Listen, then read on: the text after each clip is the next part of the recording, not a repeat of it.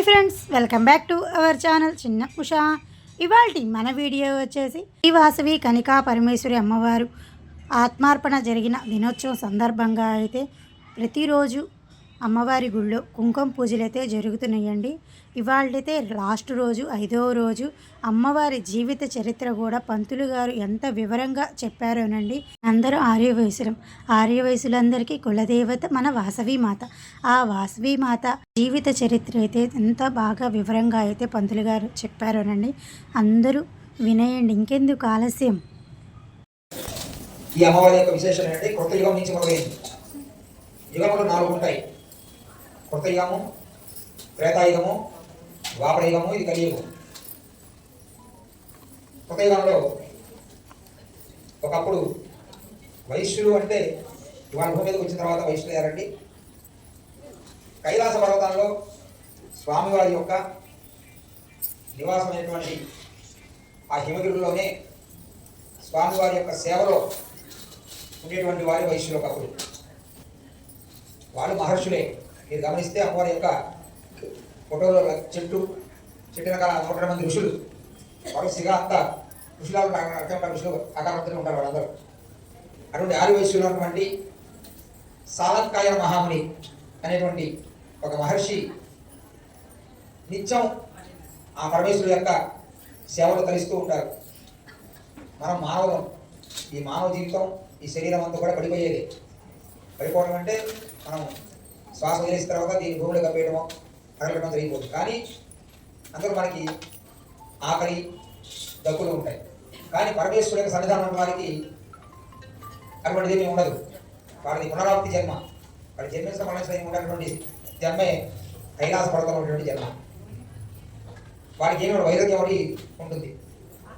ప్రతిరోజు లేవడం, నిత్యానుష్ఠానం చేసుకోవడం, స్వామి యొక్క సన్నిధికి వెళ్ళడం, స్వామిని అర్చించుకోవడం, ఆ విభూతి ప్రసాదం స్వీకరించడం, వచ్చేసేయడం, ఇలా జరిగేటువంటి దినచర్య కార్యక్రమంలో ఒక రోజున చక్కగా దంపతులు ఇద్దరు కూర్చోబెట్టి పూజ చేస్తుంటే మనందరూ తెలిసిందే, సృష్టి స్థితి లయ. సృష్టించేవాడు బ్రహ్మ, స్థితి కలిగించేవాడు విష్ణుమూర్తి, లయ కాకుడు శివుడు. శివుడు అన్ని లేదే చీమైనా పుట్టదు. చీమని పుట్టడం చెంపటం కదండి, శ్వాస కూడా ఆడదు. అందుకని శివుడి యొక్క రూపాన్ని ఏమంటారు అంటే పంచభూతాత్మే స్వరూపం. గాలి, నీరు, నిప్పు, ఆకాశం, భూమి ఇవన్నీ కూడా ఆయన స్వరూపమే. మనం శ్వాస తీసుకుంటున్నంతసేపే మన ప్రాణం, తర్వాత శవమైపోతుంది.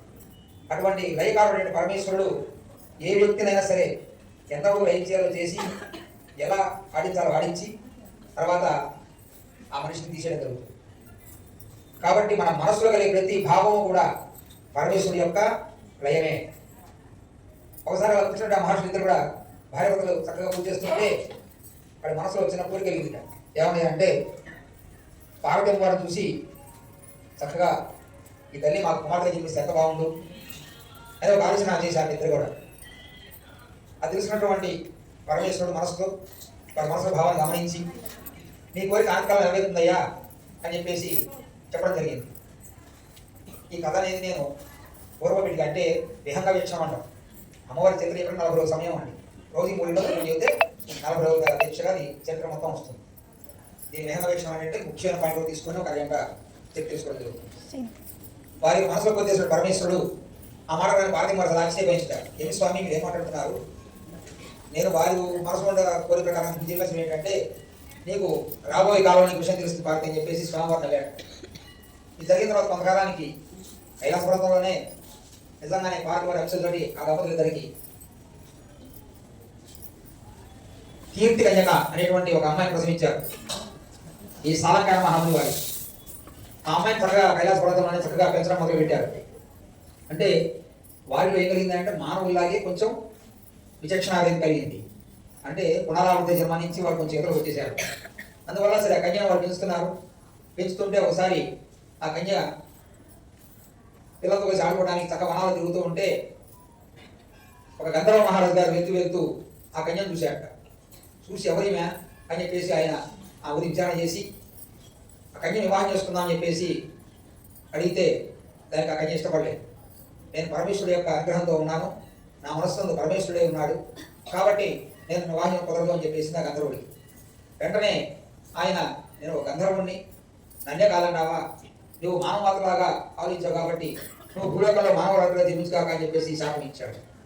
అదేటటువంటి ఆమె నేనే నిజంగా పరమేశ్వరి యొక్క మనసులో భావించిన దాన్ని అయితే అదే లోకంలో నువ్వు కూడా జన్మించి నా శాపశాప్తిని మరణించుగాక అని ఆమె శాపం ఇస్తుంది. ఇలా ఇద్దరు ఒకరికొకరు ప్రతిశాపాలు చేసుకొని ఇద్దరు కూడా భూమి మీదకి జన్మించడానికి ఒక వాతావరణాన్ని ఏర్పాటు చేసుకుంటారు. అది తెలిసినటువంటి ఈ సాలంకర మహాముని వారు పరమేశ్వరుడికి వెళ్ళి జరిగిన చెప్పగా ఆయన ఆది కాలంలో భూమి మీద కలియుగంలో ప్రజోత్పత్తి చేయాలి, ప్రజోత్పత్తి సృష్టి చేయాలి. కాబట్టి ఆ సమయానికి అమ్మవారు మీరు అందరూ కూడా భూలోకానికి వెళ్తారు, మీ అందరికీ బ్రహ్మదేవుడి భాస్కరాచార్య రూపంలో వస్తాడు, మీ అందరూ కూడా ఒక ప్రత్యేకమైన కార్యక్రమం జరుగుతుందని చెప్పేసి పరమేశ్వరికి అనుమతి తీసుకున్నారు. అక్కడి నుంచి మొదలవుతుంది వారి కథ. కొంతకాలానికి కలియుగ ప్రారంభంలోనే క్రీస్తు పూర్వం ఒకప్పటి వరకే ఆయన మహర్షి భూలోకానికి రావడానికి పరమేశ్వరికి అనుమతి తీసుకొని భూలోకంలో ఉస్మానియా కుస్మాంబ దంపతులుగా జన్మించారు.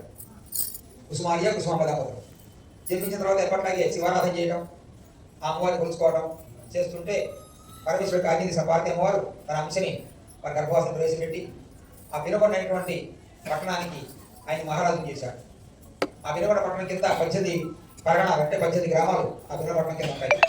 దానికి ఈ కుసుమశ్రేష్ఠ దంపతులు ఇద్దరు కూడా పెద్దవారు. ఎప్పుడైతే పరమేశ్వరుడికి అనుమతి తీసుకుని భూలోకానికి వచ్చారో బ్రహ్మశిల్పి అయినటువంటి అంటే బ్రహ్మదేవుడి యొక్క అంశతో ఉన్నటువంటి పట్టణాలు నిర్మించినటువంటి యొక్క శిల్పి వచ్చేసి భూలోకంలో ఎంతో విశేషమైనటువంటి పెరుమల పట్టణాన్ని నిర్మించాడు. ఆ నిర్మాణాలను చూస్తుంటే ఏ అంతఃపురము ఏ రాజగోపురం పనికిరానట్టుగా నిర్మించాడు. నిర్మించగానే వెంటనే ఈ యొక్క సాలంకర మహాముని యొక్క శిష్యులందరూ కలిసి అందరూ భూలోకానికి గోవు యొక్క పృష్ఠభాగం అంటే చెవులో నుంచి వాళ్ళు బయటకు వస్తారు. వచ్చేసి అక్కడి నుంచి వారందరూ కూడా నగరంలో నివాసాలు ఏర్పరుచుకొని చిన్నగా దానికి అయినటువంటి వాతావరణం ఏర్పాటు చేసుకున్నారు. ఒకప్పుడు వ్యాపారం అంటే వాళ్ళ కొంతమందికి వస్తుందండి. ఒకప్పుడు ఏంటంటే వర్తక వ్యాపారం మొత్తం అంటే వరి నాట్లు వేయడం దగ్గర నుంచి, ధాన్యం పండించడం దగ్గర నుంచి, దాన్ని అమ్మకం చేసే దగ్గర నుంచి, దాన్ని ఒక వరుస క్రమంలో తెలివితేటలు ఉపయోగించేది వర్తకం మొత్తం వ్యాపారం వహిస్తుందేనండి. ఒక బ్రాహ్మణుడు ఏంటంటే పౌరోహితము అర్చకత్వము ఇలా గ్రామానికి సంబంధించినటువంటి నైమిత్య కార్యక్రమాలు చేయడానికి ఉండేవాడు. వైశ్యుడు వ్యాపారం చేసినట్టు ఉండేవాడు. క్షత్రుడు వచ్చేసి వీళ్ళందరినీ కాపాడుతూ ఉండేవాడు. శూద్రుడు వచ్చి వీళ్ళందరికీ పనివాడిగా ఉండేవాడు. ఇవి 4 కులాలు కూడా భగవంతుడు సృష్టించలేదు, మానవులు మనం తీసుకుని ఈ యొక్క కులాలు మనం ఏర్పాటు చేసుకుంది. దాన్ని ఇప్పుడు 40 కులాలు చేశారు. అందువల్ల ఏంటంటే ఎప్పుడైతే వైశ్యులందరూ కూడా ఈ నగరపాలన చేస్తున్నారో అమ్మవారి యొక్క జన్మ ఇక్కడికి ముందు పుట్టగానే వారందరూ కూడా అమ్మాయికి నక్షత్ర నామాన్ని బట్టి వాసవి అని పేరు పెట్టారు. ఆమెతో పాటుగా పరమేశ్వర అనుగ్రహంతో ఆమెకి సెక్యూరిటీగా ఆయన తమ్ముడు ఒకటి జన్మించాడు, సగరుడు అని పేరు పెట్టారు. వీరిద్దరు కూడా అన్యోన్యంగా ఆడపిల్లలు వరకు వేద విద్య అని నేర్పించేవాడండి. గురువు దగ్గరికి వెళ్ళి అన్ని కూడా నేర్చుకున్నారు. చక్కగా యుక్త వయసు వచ్చింది. అప్పట్లో యుక్త వయసు 8 సంవత్సరాలు విద్యాభ్యాసం ముగించుకొని పట్టణానికి వచ్చేసారు. వచ్చేస్తే అందరూ చక్కగా సంతోషాన్ని కలుగుతున్న సమయంలో మరి అమ్మవారి యొక్క శాప ప్రతిశాపాలుగా ఇద్దరు కూడా గంధర్వుడు కూడా విష్ణువర్ధన మహారాజుగా అదే నగరంలో జన్మించాడు. ఈ పిల్లవాడ పట్టణానికి ఒక దూరంలో నగరం. ఆ నగరానికి ఆయనే మహారాజు గారు. ఆయన కొంతకాలం అయిన తర్వాత జైత్రయాత్ర మొదలుపెట్టాడు. జైత్రయాత్ర అంటే ఆయన ప్రతి రాజ్యం కూడా సందర్శించడం, వాళ్ళకి యుద్ధానికి వస్తారా సామంతులుగా ఉంటారని జరుగుతూ ఉంటాడు. వాళ్ళు యుద్ధం చేస్తే ఇద్దరు ఓడిపోతే ఆయన సామంతులు అవుతారు, ఈయన ఓడిపోతే ఆయన సామంతులు అవుతాడు. దాన్ని జైత్రయాత్ర అంటారు. అలా ఆయన ప్రారంభించి వెళ్తున్నటువంటి దారి మధ్యలో ఈ పెనుమల పట్టణంలోకి ప్రవేశించకుండానే దూరం నుంచి వెళ్తూ చూశాడట. చూస్తే ఒక మహానగరం బంగారుపురం గుర్తు వేసిన మహానగరం కనబడింది. వెంటనే మంత్రులు పిలిచి ఏమిటి ఆ నగరం ఏంటి పేరు అసలు అది ఎక్కడ ఉంది నేను ఎప్పుడు గమనించలేదు ఇవ్వడంటే అది ఆర్యవైశ్యుల యొక్క నగరం అండి, వెనుకొండ మహాపట్టణం అది, అందులో ఓన్లీ ఆర్యవైశ్యులు మాత్రమే ఉంటారు, వారి వరకు ఎవరు మహానగరం అంటాడు. వెంటనే మహారాజు గారు నేను వచ్చానని చెప్పేసి తెలియజేసిరా అని చెప్పేసి తన యొక్క మంత్రికి తెలియజేస్తాడు. ఆ మంత్రి వెళ్ళి రాజుగారి యొక్క ఆహ్వానం వచ్చిందని చెప్పేసి చెప్పగానే మరి మహారాజు గారు కాబట్టి అందులో మన వాళ్ళు కాస్త మంచి గౌరవించేటువంటి కుటుంబం కలిగిన వాడు కాబట్టి తప్పకుండా మహారాజు గారిని రమ్మనండి మన నగరాన్ని సందర్శించాలని చెప్పేసి ఆ కుసుమశ్రేష్ఠ దంపతులు వారిని ఆహ్వానించడం జరుగుతుంది. వారి ఆహ్వానం మేరకు మహారాజు గారు పెనుమల పట్టణానికి ప్రవేశిస్తాడు. ప్రవేశిస్తే ఎంతో వైభవంగా మంచి మంచి అలంకరణలు, రోడ్ల మీద మంచి ముగ్గులు వేయడం, మంచి వాద్యాలతో స్వాగత సత్కారాన్ని చాలా బ్రహ్మాండంగా చేస్తాడు. అది మహారాజు చాలా సంతోషంగా నగరంలో ప్రవేశించి ఎడు చూసినా కూడా కళ్ళు చెదిరిపోయేట్టుగా ఉన్నాయి ఆ యొక్క కట్టడాలన్నీ కూడా, శిఖరాలన్నీ కూడా. ఏంటి ఇంత బాగా కట్టింది నగరం అసలు ఆయన మనసు తలుచుకుంటూ కుసుమశ్రేష్ఠ దంపతులు ఒక ఇంటి వద్దకు వస్తాడట. వచ్చేసరికి మహారాజు గారు వచ్చి ముందుకు వచ్చారు కాబట్టి ఆయనకి ఆర్థిక బాధ్యాలు ఇవ్వాలి. అంటే ఏంటంటే పూర్వకాలం వచ్చిన కాళ్ళు అడగడం, ఒక మంచి పూలమాల సమర్పించడం, కాస్త గర్భం ఇవ్వడం, కాస్త పన్నీరు చల్లడం, వీటిని ఆర్థిక బాధ్యాలు అంటారు. అవన్నీ ఆయనకి ఇచ్చి ఆయన ఆహ్వానిద్దామని చెప్పేసి కుసుమశ్రీ దంపతులు వచ్చి రోడ్డు మీద నిలబడ్డారు. అప్పుడు కన్యకా వయసు 8 సంవత్సరాలు మాత్రమే. ఆ పిల్ల చక్కగా ఆడుకుంటూ మిత్రులతో కూడా కలిసి మేడ ఇంటికి అవాక్ష నుంచి మహారాజు గారిని చూస్తుంది. చూసి అబ్బాయి ఏనుగు అంబాలి అసలు అంత విశేషం ఉంది, పిల్లలు కాబట్టి వాళ్ళకి ఉత్సాహం ఎక్కువగా ఉంది కాబట్టి గబగబా కిందకు వచ్చి దళితం చాటు నుంచి ఆ మహారాజు గారు చూడటం ప్రారంభిస్తుంది. అది చూసిన మహారాజు గారు ఆ అమ్మాయి అందరికీ ముగ్గులై మోహించి చాలా ఆశ్చర్యపోతాడు. చిన్నగా నగరపర్యటన పూర్తి చేసుకొని తన డేరాకి వెళ్ళి ఆయన కూర్చున్న తర్వాత ఆయన కనీసం నిద్ర పట్టదు. ఆ పిల్ల మొహము ఆ పిల్ల యొక్క ఆలోచన చిన్నతత్వం కనబడుతూ ఉంటుంది. వెంటనే మహామంత్రిని పిలిచి నాకు పరిస్థితి ఏం బాగోలేదు, ఆరోగ్యం సరిగా లేదు, నా మనసు అసలు ఎక్కడ ఉండట్లేదు, ఆ పిల్ల నాకు గుర్తొస్తోంది.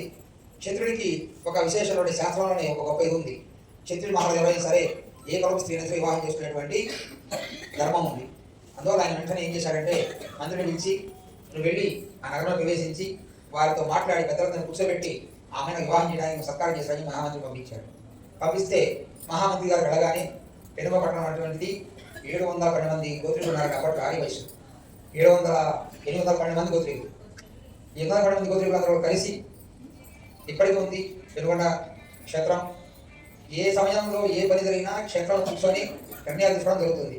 విశేష దేవాలయం కాబట్టి అందువలన అందరు వయసులు కూడా క్షేత్రానికి వచ్చి అందరూ కూడా చక్కగా కూర్చొని అప్పుడు ఈ మహారాజు గారు వచ్చి చలిపట్టాలు పెట్టి కూర్చోవడం జరిగింది. మహారాజు గారు వచ్చి ఏం చేశాడంటే అందరినీ పిలిచి అయ్యా మనందరం కలిసికట్టుగా ఉంటున్నాం, ఒక నగరానికి ఒక కట్టడి ఉంది, ఏమిటంటే ఆర్య వయస్సుల యొక్క పిల్లలని ఆర్య వయస్సుల యొక్క కుటుంబాలకు మాత్రం ఇవ్వాలి అని ఒక కట్టడి పెట్టుకుని ఒక నగరం జీవిస్తున్నాం.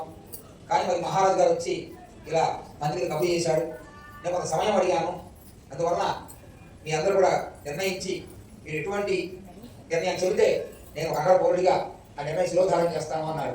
అంటే సమాజం అంటే ఒక అట్లా ఉండే సమాజంలో మనం బతుకుతున్నామంటే సమాజంలో వాళ్ళందరూ కలిసి నిర్ణయం తీసుకుంటే దానికి తలంచుకునే ఉంటాయి, ఎవరు సొంతంగా బతకూడదు, అది ఒక ధర్మం. వెంటనే వారి గురుగారు భాస్కరాచార్యులు వారు వచ్చేసి అందరికి విషయం చెప్పగానే అందరూ కూడా మహారాజుతో వైరం ఎందుకు, చాలా కష్టం, ఆయన యుద్ధం చేశాడనుకో మనం ఒక పక్క కూడా రాము, ప్రాణాలు పోతాయి, ఇంకా అవసరంగా అని చెప్పేసి అందులో 712 మంది గోత్రులు మాత్రం మహారాజు గారికి సపోర్ట్ ఇచ్చారండి. 102 మంది గోత్రులు మాత్రం అమ్మవారికి కన్యక అనే అమ్మాయి వారి తల్లిని సపోర్ట్ ఇచ్చారు. భాస్కరాచార్య వారు ఏం చెప్పారంటే భగవద్గీతలో కూడా ఉందండి, మన ధర్మమే మన కష్టంగా ఉంటుంది కానీ పరధర్మం ఆచరణగా సంతోషంగా ఉంటుందని చెప్తారు భగవంతుడు కృష్ణ పరమాత్మ. అలా అని మన ధర్మం వదిలిపెట్టకూడదు, వదిలిపెట్టే కష్టమైన దేవ భవించాలని చెప్తాడు. అలాగే మన ధర్మాన్ని విడవకూడదు అని నిలబడిన వాళ్ళు 102 మంది. ఆ 102 మిగతా వాళ్ళందరూ కూడా చిన్నగా దేవాలయం వదిలేసి తలో దిక్కుగా పారిపోయి వెళ్ళిపోతారు. మిగిలిన 102 మంది వీళ్ళని వైశ్యుని తీసుకొని భాస్కరాచార్య వారు మన నిర్ణయం ఏం చేద్దామయ్యా అంటాడు. అంతలోకి మళ్ళీ మహారాజు కబురు వస్తుంది, మీకు సమయం అయిపోయింది, మరి అమ్మాయిని ఇస్తారా ఇద్దరు ప్రకటించమంటారని అంటాడు. అప్పుడు మళ్ళీ భాస్కరాచార్య వారు అయ్యా ఇప్పుడంతా దక్షిణాభిముఖంగా నడుస్తోంది, ఉత్తరాభిముఖంగా ప్రారంభమవగానే మేము వివాహం చేస్తాం అమ్మాయి ఇచ్చి అప్పటిదాకా మా మీద దండెత్తకుండా దయచేసి మీ రాజ్యం మీరు వెళ్ళండి, మీ కబురు చేస్తాను పంపించేస్తారు, వయస్సులు మనం నిలబెట్టుకుంటారు అని చెప్పేసి మహారాజు వెళ్ళిపోవడం జరుగుతుంది. వారు వెళ్ళిపోయిన తర్వాత వీళ్ళందరూ కూడా చక్కగా కూర్చొని ఒక సమావేశం ఏర్పాటు చేసుకుంటే భాస్కరాచార్య వారి యొక్క నిర్ణయం మేరకు వీళ్ళందరూ కూడా ఏమన్నాయంటే ధర్మం తప్పే కన్నా ఆ ధర్మం కోసం ఆత్మార్పణ చేయడం మంచిది, ఇది ధర్మ సూక్ష్మం, మన ధర్మాన్ని మనం తప్పే బదులు ఈ ఆత్మని అర్పణ చేసేయడం మంచిది భగవంతుడికి అని ఒక నిర్ణయం చేసుకున్నారు. దానికి అందరి దంపతులు చాలా సంతోషంగా ఒప్పుకున్నారు. ఒప్పుకుంటే గురువు గారి భాస్కరాచార్య వారు వెంటనే అదే యొక్క నగరం నగరేశ్వర స్వామి వారు భద్రకాళి సమేత నగరేశ్వర స్వామి వారి ఆలయం అని వారు ప్రతిష్ఠ చేసుకున్నారు. చాలా పెద్ద శివలింగం. ఆ గుళ్ళో కూర్చొని మాఘమాసం రాగానే ఉత్తరాయణ మొదలైన కొన్ని రోజులకే మాఘశుద్ధ విజయ నాడు నక్షత్రబలం తారాబలం అంతా చక్కగా ఉన్నది కాబట్టి మనం ఆ రోజున అందరం అగ్ని ప్రవేశం చేసి ఆ మహారాజు గారి వంగకుండా అందరం కైలాస పర్వతాన్ని వెళ్ళిపోదాం అనేటువంటి ఒక భావంతో ఒక ముహూర్తం నిర్ణయించడం జరిగింది భాస్కరాచార్య గారు గురువు గారు. అక్కడి నుంచి ఆ సమయం ఎదురు చూపిస్తున్నారు. ఇంటికి వెళ్ళగానే తల్లిదండ్రులు కూడా పిల్లలతో భావం ఏడిచారు. ఆ పిల్ల ఏం జరిగింది నాన్నగారు అంటే జరిగినంత చెప్తే ఆ పిల్ల నవ్వి నాన్నగారు మనందరం వచ్చిందే కైలాస పర్వతం నుంచి మీకు పూర్వజ్ఞానం కలిగిస్తున్నానని చెప్పేసి ఆ పిల్ల ఆ తండ్రికి పూర్వజ్ఞానం అంటే దివ్య దృష్టి మనం అంటాం, మనం కళ్ళు మూసుకోవాలి, మనం ఏదేది ఊహించుకుంటామో మన కళ్ళ కనబడుతుంది. అలాగే ఆ పిల్ల యొక్క స్పర్శ తగలగానే భారతం వారి కనుకరంతో ఆయనకి కైలాస పర్వతం తల్లిదండ్రులు కూర్చొని ఆలోచన చేసుకుంటూ వారిని మనం అడుగు జన్మిస్తే బాగుంటుంది అనుకోవడం ఇదంతా కూడా అతనికి మనసులో కలిగింది. వెంటనే ఆయన చాలా సంతోషించి అమ్మ మా యొక్క పూరి దర్శనం కోసం నేను కష్టపడి భూమి మీదకి వచ్చావా తల్లి అని చెప్పేసి అనగానే నేను ఇప్పుడు కూతురుని నాన్న నాకు నువ్వు నమస్కారం అవసరం లేదని చెప్పేసి ఆవిడ భాస్కరాచార్య నిర్ణయాన్ని సమర్థిస్తూ నేను కూడా ప్రయాణం చేయడం సిద్ధంగా ఉంటాను నాన్నగారు అందరం కలిసి వెళ్దామని చెప్పగానే ఆయన సంతోషంగా వారి ఇద్దరు కూడా నిజం తెలిసిన తర్వాత ఇంకా భయం ఎందుకని అనుకున్నారు. సంతోషంగా అందరూ కూడా ఈ యొక్క మంచి రోజు ఎదురు చూస్తూ ఉంటున్నారు. ఈ లోపల మహారాజు గారి దగ్గర నుంచి మళ్ళీ కబురు వచ్చింది. ఏమిటి ఏం చేసిన విషయం అనగానే వీడు ఏ రోజైతే ఈ యొక్క ఆత్మార్పణ చేసుకున్న దినం చూసుకొని ఆ రోజు మహారాజు గారు చేరుకునేట్టుగా భాస్కరాచార్య వారు ముహూర్త రాసి పంపించాడు. మహారాజు గారు తెలుసుకొని సంతోషంగా ఆయన ఏర్పాటు ఆయన చేసుకుంటున్నారు, ఇక్కడ వేడి ఏర్పాటు వీలు చేసుకుంటున్నారు. భాస్కరాచార్య వారు మాఘమాసం వస్తుందనగానే చక్కగా ఆ యొక్క ఆలయానికి అన్ని దిక్కులా కూడా గుండాలు ఏర్పాటు చేయించారు. నక్షత్రాకారంలో చేయించిన తర్వాత ధర్మసూత్రం ఏమిటాయి అంటే కన్యకామణిగా అగ్ని ప్రవేశం చేయకూడదు, భార్యాభర్తల ద్వారా మాత్రమే వెళ్ళగలను, ఇది శాస్త్రం. మరి ఏం చేయాలి అనుకుంటే అప్పుడు భాస్కరాచార్య వారు ఆవిడ సాక్షాత్ పార్వతీ స్వరూపమే కాబట్టి అదే దేవాలయటువంటి ఆ నగరేశ్వర స్వామి ఇచ్చి అమ్మాయికి గాదరేవా ఇవాళ పెళ్లి చూపులు ఇప్పుడండి. ఒకప్పుడు ఏంటంటే అమ్మాయిని చూపించేవాడు కాదు, పెద్దవాళ్ళు ఉంటూ కూర్చొని ఈ అమ్మాయికి ఒళ్ళు చూసుకోవాలంటే వివాహ సమయంలో జీలకర్ర పెట్టేటప్పుడు మాత్రమే తెరదీస్తే అప్పుడు మొహం చూసుకునేవాడు. అంతటి శాస్త్రం మంది ఒకప్పుడు ఆచారాలు. అందుకని గాంధర్వ వివాహం అంటే చక్కగా దేవాలయంలో స్వామి దగ్గర కూర్చోబెట్టేసి అమ్మాయిని సమర్పించినట్టుగా దళిత చేత స్వామి సమర్పించేసి దండలు మారుస్తారు. స్వామి అమ్మవారి దండలు మార్చేసి గాంధర్వ వివాహం చేసేస్తారు. ఆ వివాహం చేసిన దగ్గర నుంచి అమ్మవారికి సమర్పిగా ఆ పరమేశ్వరుడి యొక్క పత్నిగా ఉంటుంది. ఆ వివాహం జరిగిన కార్యక్రమం క్రతువు చేసుకొని ఆ యొక్క నిర్దేశించడానికి భాస్కరాచార్య వారు సిద్ధం చేశారు. అనుకున్న రోజు రానే వచ్చింది మాఘమాసం శుద్ధ విధియ మొన్న వచ్చింది. ఆ తిథి రోజున అనుకున్న అందరూ కూడా చక్కగా స్నానాలు చేశారు. తమ పిల్లలకి నాయన మహారాజు వచ్చి అధ్యయనం చేసిన సరే మన ధర్మం కాపాడాలి, అహింస పరమో ధర్మ, అహింసతో జయించాలి పిల్లలందరూ కూడా చెప్పి వాళ్ళందరూ కూడా చక్కగా సంతోషంగా మీరు ఎలా ఉండాలని ధర్మాన్ని సూచాలని చెప్పి ఆ నగరంలో మగపిల్లలందరూ బాధ్యతలు చెప్పి ఎవరికి ఉన్నమందికి వాడు వచ్చేసి భాస్కరాచార్య పరమతి కోసం చూస్తున్నారు. ప్రాతకాలం వచ్చేసిన భాస్కరాచార్య వారు బ్రాహ్మీ ముహూర్తంలో స్వామివారి పూజా బహింకరణ చేసుకొని అగ్ని రాజింప చేశాడు. చేస్తే ఈ 102 మంది గుండాలు ఉంటే అగ్ని పెచ్చురు వెళ్ళింది, కానీ ఎవరు వెళ్ళినా దగ్గరికి వెళ్ళినా కూడా అగ్ని దగ్గర దూరంగా జరుగుతూ ఉంది. అది చూసినట్టు వాళ్ళంతా బాధపడుతూ ఉన్నారు. అప్పుడు భారతమ్మ వారు ఓ అగ్నిదేవ, నేను కావాలని శరీరాన్ని అర్పించట్లేదయ్యా, మా యొక్క పూర్వజన్మకి కైలాసపదం వెళ్తున్నాం, పరమేశ్వరుడు యొక్క అనుగ్రహంతో నీవు మా యొక్క దేహాన్ని తీసేసుకొని మాకు ముక్తి ప్రసాదించాలని చెప్పేసి వాడు అగ్ని చేయగానే వెంటనే అగ్ని సంతోషంగా వారందరినీ కూడా దహించే మొదలు పెట్టాడు. కానీ వాళ్ళందరికీ కూడా చూసే వాళ్ళకి వాడు ఎక్కడ దహనం అవుతున్నాడు అక్కడ కనబడుతోంది. వాళ్ళందరికీ ఒక మంచు పడకలో స్నానం చేసినటువంటి భావంతో వారందరూ కూడా సంతోషంగా ఈ రోడ్డు గుర్తులు భారతీయ కైలాసపదానికి వెళ్ళిపోవడం జరిగింది. అదే సమయానికి మహారాజు గారు కూడా వచ్చి ఆ యొక్క దృశ్యాన్ని చూసుకొని చూడటంతో ఆవిడ యొక్క శాప ఫలితంగా అతని యొక్క తల వేయి పట్లైపోయి ఆయన మరణించేసి గంధర్వుడిగా ఆయన కైలాసపదానికి వెళ్ళిపోయాడు. ఇది జరిగిన తర్వాత ఈ యొక్క ఆత్మ మొత్తంలో కలిసి పరమేశ్వరుడికి వెళ్ళగానే ఆయన వెంటనే ఈ 102 మంది కూడా ఆచిత్ర తారకం అంటే ఈ భూమి ఉన్నంత కాలం చంద్రుడు సూర్యుడు ఉన్నంత కాలం కూడా ఇక్కడ నక్షత్ర మండలం కల్పిస్తున్నామని చెప్పేసి ఎవరైతే ధర్మాన్ని నమ్ముకొని పరమేశ్వరుడికి చేరారో ఈ 102 గోత్రులకు కూడా నక్షత్ర స్థానం కల్పించాడు. అంటే నక్షత్రాలు ఉన్నంత కాలం ఈ భూమి చుట్టూ కాలం వారు చక్కగా మహాములుగా ఈ నక్షత్ర స్థానంలో ఉండేట్టుగా స్వాతంత్రం కలిగింది. అక్కడి నుంచి కింద వచ్చిన ఈ భూలోకం ఈ మామూలు పిల్లలందరూ కూడా చక్కగా వారు దహనం అయిపోయినటువంటి ఆ యొక్క బూడిద తీసుకొని కాశీనారాయణకి వెళ్ళి చక్కగా గంగలో దాన్ని కలిపేసేసి ఒక్కొక్కరు శివలింగాన్ని తెచ్చి ఎవరి కూడా సొంత ఇళ్లలో శివలింగడికి కొన్నాళ్ళు పూజ చేసుకొని అందరూ కూడా ఆ వినోద క్షేత్రంలో ఇక్కడ కూడా చాలా మంది శివలింగాలు ఉంటాయి, అక్కడ వెళ్ళి చూసిన తెలుస్తుంది కదా. అటువంటి విశేషమైనటువంటి అమ్మవారి యొక్క చరిత్ర ఇది.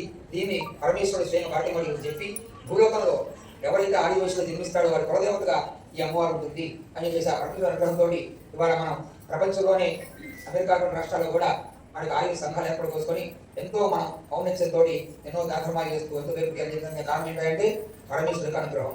ఆ పార్వతీ అనుగ్రహంతో ఈ రోజున ఆ బుధవారం ఇంకా వాళ్ళ వంశస్థులు తరతరాలుగా ఉంటూ వాళ్ళు సన్నిధానం చేసుకుంటారు. ఇటువంటి విశేషంగా అమ్మవారి చరిత్ర ఈ రోజున మన నగరంలో మన అమ్మవారిని పెట్టే 105 సంవత్సరాలని అమ్మవారి ప్రతిష్ట. అమ్మ అనుకుంటే ఏదైనా జరుగుతుంది, అది ఉన్నది కూడా చూపి అమ్మదయ్య ఉంటే అన్నీ ఉన్నట్టే. ప్రతి మంగళవారం కూడా ఇక్కడ కన్యకాల దేవాలయ సమాజాల ఆధ్వర్యంలో ప్రతి మంగళ సాయంత్రం పారాయణ జరుగుతూ ఉంటుంది. మరి దేవాలయం 105 సంవత్సరాల్లో కనీసం 30 సంవత్సరాల నుంచి పారాయణ జరుగుతుంది ఇక్కడ కంటిన్యూగా. వారంలో ఒక రోజు అమ్మవారిని కేటాయించుకొని చక్కగా సువాసనలు ఏంటి అందరూ వచ్చి ప్రదోష్టానంతులుగా పారాయణ పాల్గొని అమ్మవారి బాధ కావాల్సిన మరి కోరుతున్నాను. అక్షంతల్ని ఏకలా బ్రహ్మణముపహరతి ఏకదైవ యజమాన ఆయుస్తేజో దధాతి సామ్రాజ్యం భోజ్యం స్వరాజ్యం వైరాజ్యం కామేష్టగం రాజ్యం మహారాజ్యమాధిపత్యమయం ఆనందకర్పూర నీరాజనం దర్శయామి. నీరాజనానంతరం శుద్ధ ఆచమయం సమర్పయామి. మలగన్నమ్మ మన వాసవి మాత శ్రీ కన్యకా పరమేశ్వరి అమ్మవారి జీవిత చరిత్ర అయితే పంతులు గారు ఎంతో బాగా వివరంగా అయితే మనకి తెలియని చాలా విషయాలైతే తెలిపారు కదండి. అలా మన పిల్లలకు కూడా మనం చెప్పడానికైతే చాలా వీలునేదట్టయితే మనకి తెలిసినవి. ఈ వీడియో అయితే మీకు నచ్చిందా?